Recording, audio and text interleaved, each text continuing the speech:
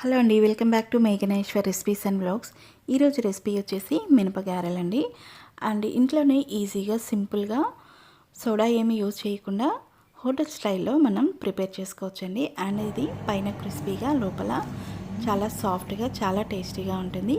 చిన్న చిన్న tips follow అయ్యి ఇలా ప్రిపేర్ చేసుకుంటే చాలా బాగుంటుందండి. అండ్ దీనికోసం ఒక బౌల్లో పచ్చిమిర్చి, సాల్ట్, జీలకర్ర, అల్లం పేస్ట్ వేసుకొని మనం ముందు రోజు నానబెట్టుకున్న మినపప్పు కూడా వేసుకోవాలండి. అండ్ పొట్టు మినపప్పు అయితే చాలా బాగుంటాయి టేస్ట్, గారెలు కూడా.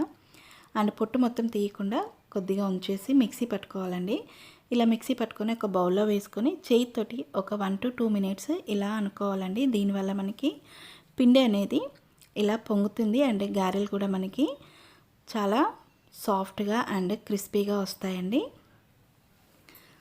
ఇప్పుడు దీంట్లోకి సన్నగా కట్ చేసుకున్న ఆనియన్, అల్లం ముక్కలు అండ్ కొత్తిమీర, కరివేపాకు కూడా వేసుకొని ఒకసారి మంచిగా మిక్స్ చేసుకోవాలండి.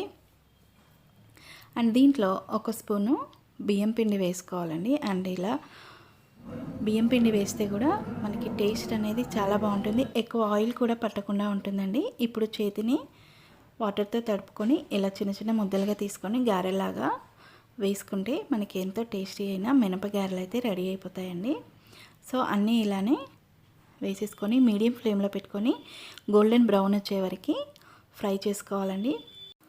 దీంట్లో మనం ఎలాంటి సోడా యూజ్ చేయకపోయినా కూడా మనకి గారెలు అనేవి చాలా సాఫ్ట్గా అండ్ పైన కొద్దిగా క్రిస్పీగా ఇలా పొంగినట్టుగా మంచిగా వస్తాయండి.